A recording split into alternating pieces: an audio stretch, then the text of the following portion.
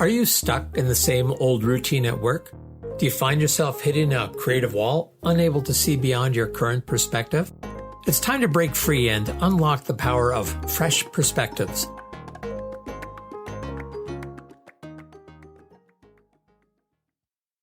Well, good morning. It's David Gouthro back with another episode of Discover Fresh Perspectives. And today I have the pleasure of having a conversation with Paul Litwack. Paul, welcome. Thank you, David. Good to be here with you. So, Paul, we talked about a variety of things we could talk about. And, I noticed that you have an at Get Unstuck now, and you have a lot of focus on doing that for coaching and training and things like that. So I'm curious, when did you first get focused in on recognizing how people get stuck and the need to get people unstuck and then finding a way to help them do that? What's the backstory? It's actually really interesting, David. I mean, it all goes back to my childhood.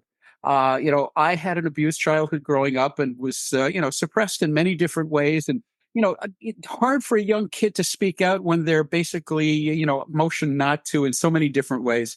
In fact, in sixth grade, my seat in my classroom was put out in the hallway because I was disrupting classes. And just so you know, growing up, I had many circumstances where I personally didn't know, didn't understand, had no clue of what was going on. Years of therapy later, it came to me that what was going on is that my contributions, while they were meaningful, just may have been misplaced where they were. Fast forward, backroom to the boardroom experiences over 4 decades on 4 continents. Got more airline miles than anybody wants to talk about. When the grounds crew knows you by first name, you're traveling too much. Okay. And what I learned in my short life, I just turned 65. What I learned in my short life was one thing more than anything else. And it had impacted me from a child, and now realized, hey, there's something here that the world needs. And maybe I'm one of the people who can help. What's that? Getting stuck is a normal part of life, David, but staying stuck is a choice. Let me put it a different way. There are bumps on the road, and there are going to keep on being bumps on the road, and the bumps are not going to go away. So you've got a choice. You can complain about the bumps, or you can adjust your shock absorbers. So I would presume that there's only a choice there if people recognize there's a choice to be made. Yeah. And that's what keeps people stuck, but they don't recognize they have a choice. So, what are some of the things let's talk in an organizational context. I don't know who's listening to this, but I imagine many of them work in organizations. So what are some of the things that contribute to people having a feeling of being stuck? Being stuck is not a bad thing. Remember, being stuck is normal. Staying stuck is a choice. So what happens is, and I'll put it in really simple terms, when anything happens different than you expected, it's either better than you expected or it's worse than you expected. That's an opportunity to get stuck. For you to learn something from, why is this better? Why is this worse than I expected? And what that means is either your benchmark was off, or maybe there was something that was guiding you to a new benchmark to make your life and others better. And that's how I view my life. And I've come a long time to it, to understand my life work. And that's why I created the Get Unstuck Now Breakthrough Coaching System, is to empower people to make better decisions in the moment. And so, without giving away your whole program, well, why not? Okay, let's give it away. So how do you do that, Paul? How the heck do you get people to to stop for a moment, to pause, to reflect, to make some different choices? Is there a particular approach or process that you take that makes it a little bit easier for people to get unstuck? Absolutely, really good question, David. Let me put it this way: your question earlier was, can we make that decision? And the answer is, yeah. Not only can we make that decision, it only takes snap of a finger to make a decision. And we get over 90,000 of those opportunities every single day. Where does that number come from? Snap of a finger is a fraction of a second. Let's say it's a full second. 86,400 seconds every single day. 60 seconds in a minute, 60 minutes in an hour, 24 hours in a day. And a snap of finger is only a fraction of one of those. Well over 90,000 opportunities every single day to make a decision about, is this better or is this worse than I was expecting? Because if it was exactly what you were expecting, you probably wouldn't say or do anything about it. Mhm. It's only when it's different. And now let's enter a new piece into the equation: energy. Ooh, energy. There's positive energy, there's negative energy, and then there's no energy.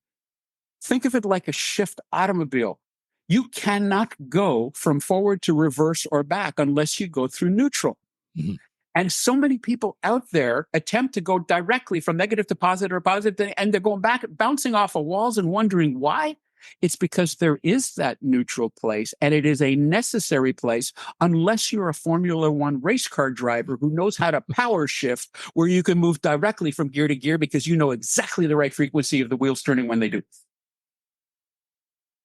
So what are the, my mind goes in many different directions, Paul. Sure. It's a good thing, many choices. So, Yep. at each snap of the fingers, there's a choice that could be made.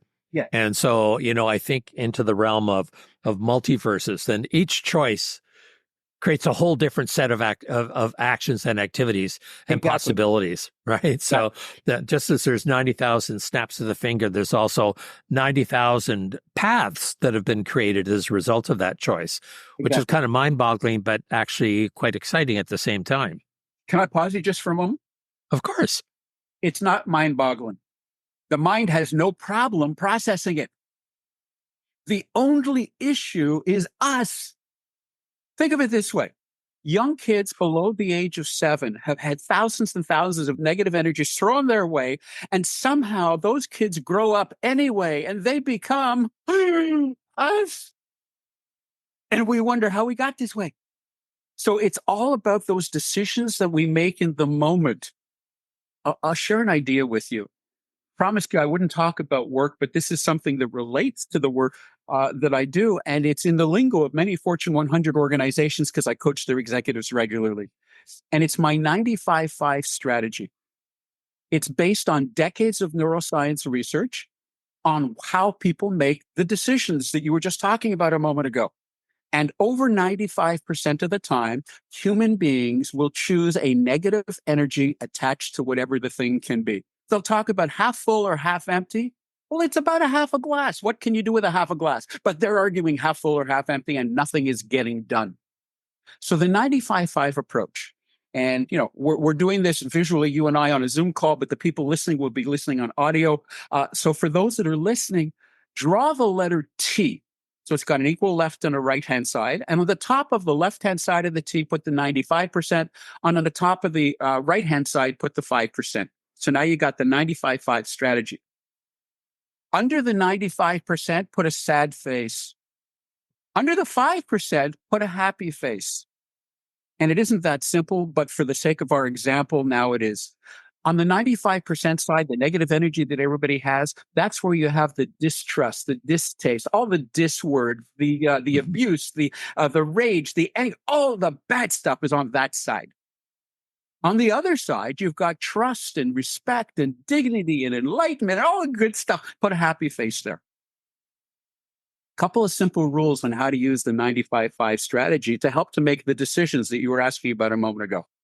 Rule number 1, whichever side you choose, you get. You choose 95%, you got all the crap that comes with it. You choose the 5%, you get all the good stuff that comes with it. Rule number 2, you can change your mind 90,000 plus times a day. So just because you did it in one of the 90,000 doesn't change the rest of the 90,000. Rule number 3, if you don't choose which side you want, you'll get your default. That's your habit. And most people have a habit of 95% have a habit of selecting from the negative side, and that's why they keep getting it. Rule number 4, always, always, always, always, always start on the right-hand side. That's the 5% side. Why? Because if you start on the left side, the 95% side, there is almost zero opportunity you'll even think of the possibility that there might even be a good side. On the other hand, when you start on the 5% side, you've got just about every possibility to look at the other side. I didn't say you take the negativity from it. I said you look at the other side from the 5% perspective. Best example? Were you ever a fan of John Denver, the singer? Oh, yes, absolutely. Sunshine on my shoulder makes me Happy. happy. That's the 5% side. Other people look at the same sunshine and say, skin poisoning. Right. Now, who's right? They both are. Yep. So from the 5% side, you look at the other side and say, I'm going to put on, sunblock and I'm going to go enjoy the day. And that's just an example. So I haven't suggested this in any of the other podcasts, but those of you who are listening while you were driving, you might want to re-listen to this when you get back to a computer or something. You can actually write this down, because this is gold. This is great. Thank you, Paul. This is super. So I have a bunch more questions. So you can have these conversations one-on-one with individuals that empowers them to take control of their own life, to choose the consequences they want based on the results, based on the choice they make. So, and I know you work with individuals. Do you work with organizations as well? Like, is there a way to create an environment that makes it easier for people to make those choices? I mean, there's modeling of the leaders and all those other kinds of things, but is there anything organizationally that you can do that creates a context for people making those kind of choices more effectively, the ones on the right side, the 5? Absolutely. In fact, many years back, I was selected to the 100 top corporate coaches in the world. So yeah, the vast majority of my work is done with groups within organizations. That said, a fascinating thing happened, I guess it was about 10, 15 years ago. CEO of a Fortune 100 organization called me into his office. I was working there coaching his senior staff. He closed the door, and I had never seen his door closed because he had an open door policy.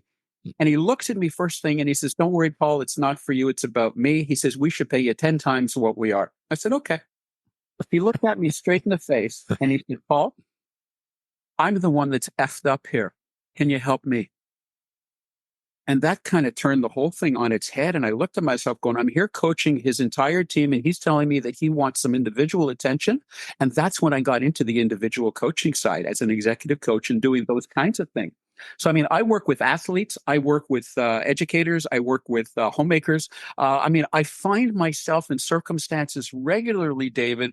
We're all human. We all come across the same stuff. The question is it better or is it worse than what we were expecting? And what are we doing about it? And that's the basis of my entire essence. That's my passion. It hardly comes through, Paul. You should really crank it up if you're not just, something. So something else that occurs to me is this to be really valuable in relationships as well, where one person says something that's different from what the other person expecting. It could be better, it could be worse, whatever. And at that point, there's a choice as well to just sort of mentally have that 95-5 in your head and say, okay, let's start my response being on the 5 side. As you said, I can look at the 95, but let's look at it from the 5 side that I've already decided to start out on. And, I guess personal coaching and counseling and couples counseling is a whole other area.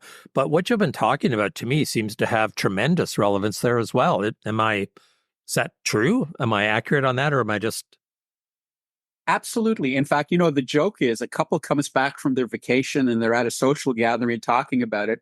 And somebody looks at one and they look at the other one and saying, "Were you in the same place at the same time?" For exactly the reasons you said. Yeah, it's one of those things where, memory is all over the place. I really wish more couples would read about the fallacy or fallibility of memory and how we remember things, and how the vast majority of it is what we make up. And the challenge comes when we're telling a story where our memories don't align. And then, I remember my optometrist, who's a studying, a practicing Buddhist, says, "David, you can have peace or you can be right. Choose one." Yeah, right? exactly. Right. And it's the same sort of thing.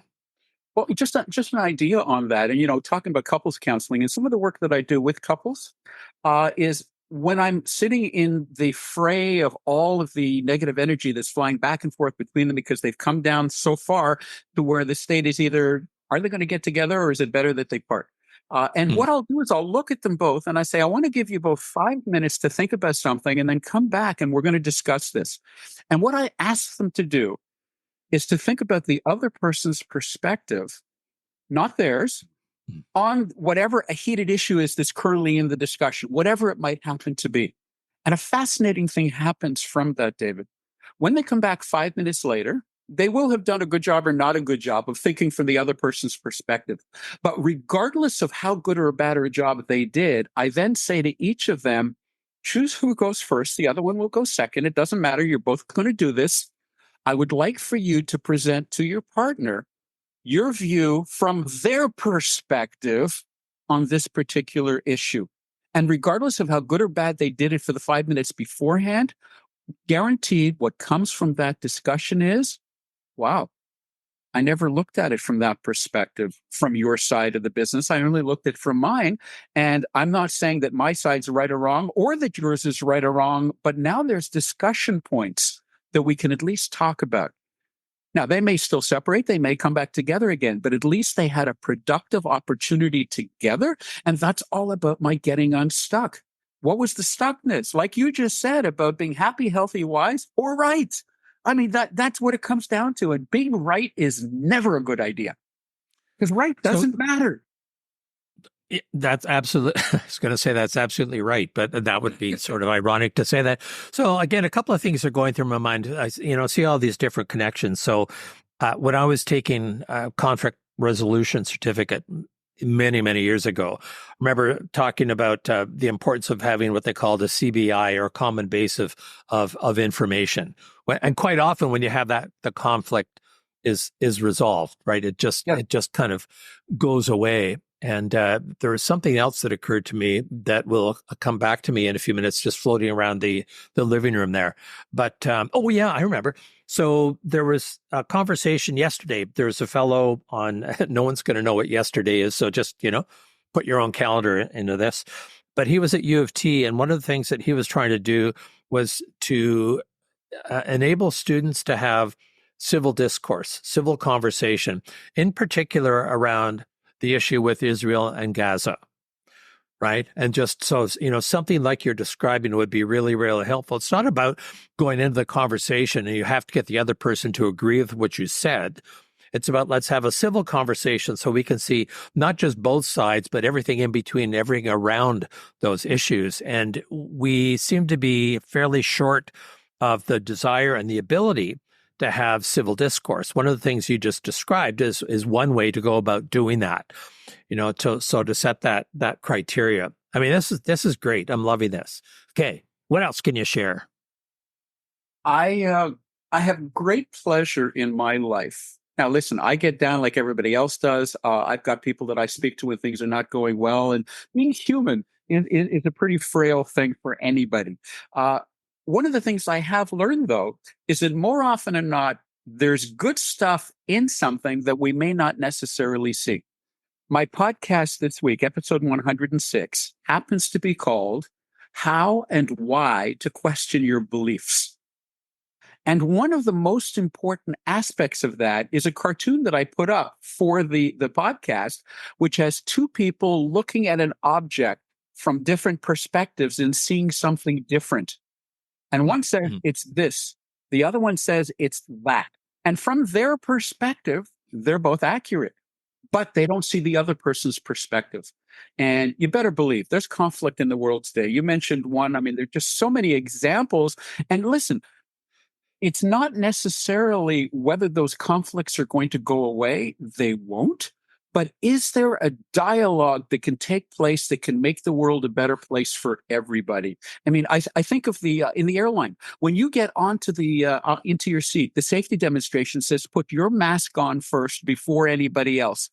Some people think that's a pretty selfish thing to do if they're with their kids or people that they love, unless they realize you're not much good to anybody unless you're there and capable of helping. So you better put yours on first.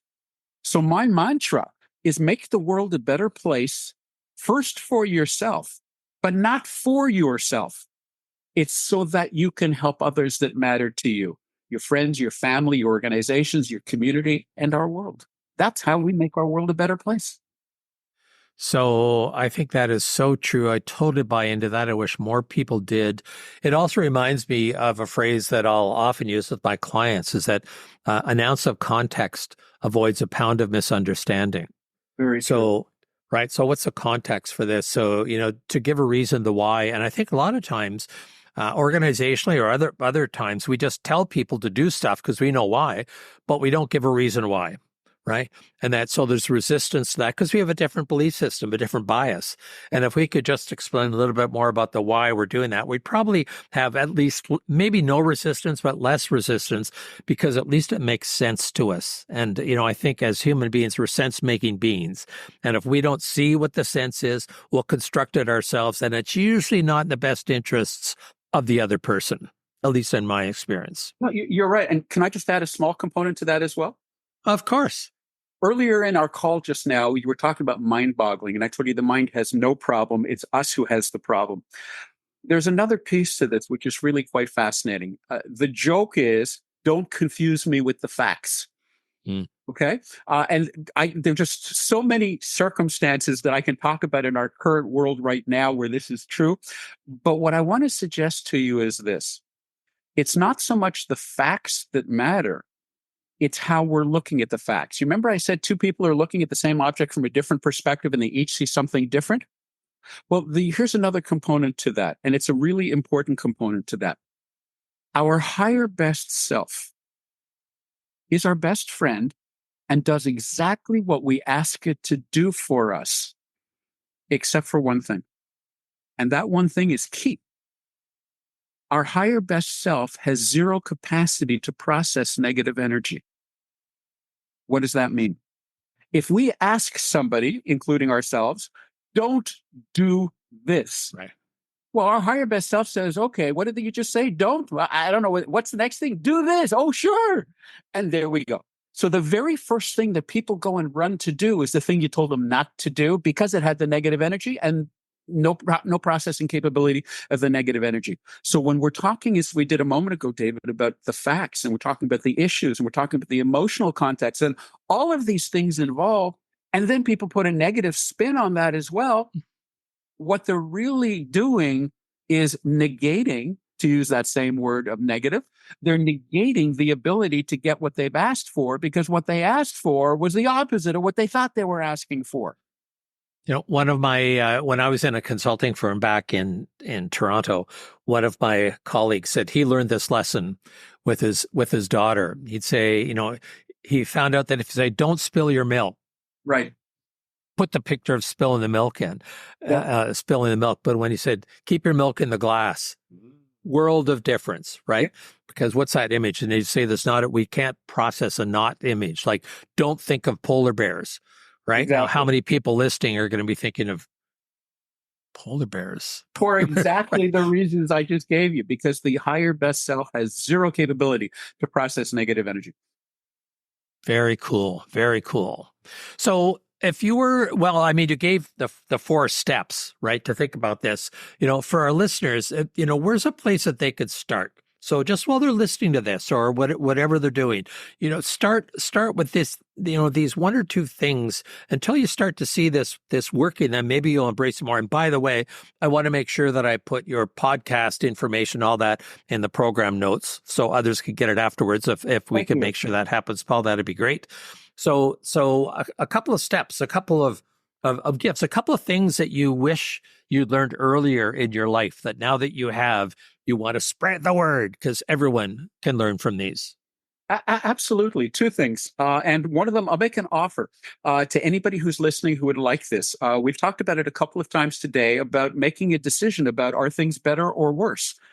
And why, and what are we learning from that? I created a system, a process, a 7-day process to actually trap and harness more of those opportunities, 90,000 plus times a day. And I make it available free to anybody who wants it. So anybody who wants to use my hashtag out on the internet, get unstuck now, the 3 words put together, I've trademarked it. You're going to find me somehow. Just reach out and ask me for the 7-day awareness strategy. And what it does is it helps us to harness more of those opportunities. And that's the number one thing to your question just now. What did I learn in my life?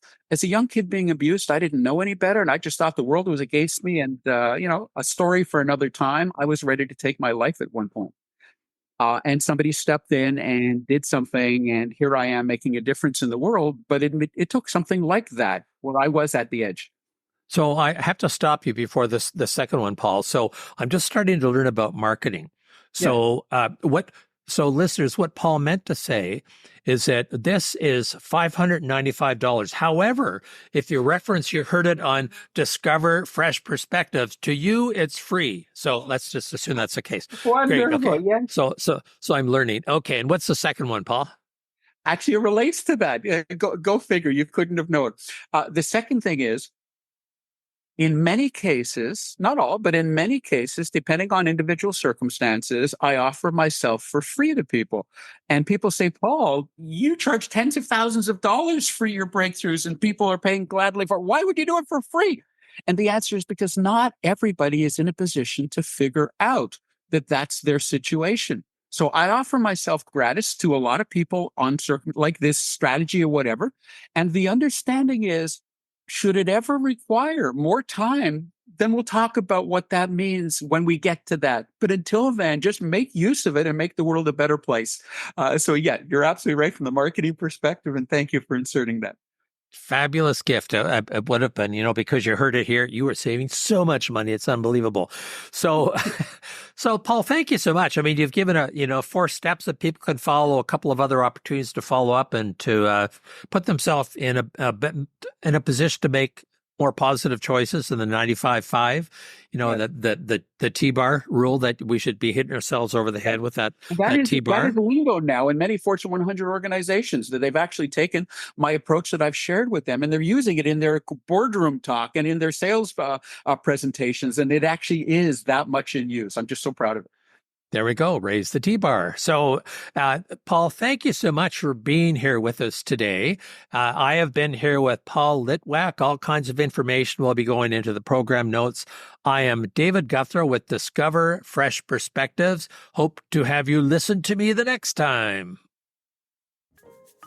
Subscribe now, because on Fresh Perspectives, every episode is an opportunity to explore new horizons and redefine what's achievable.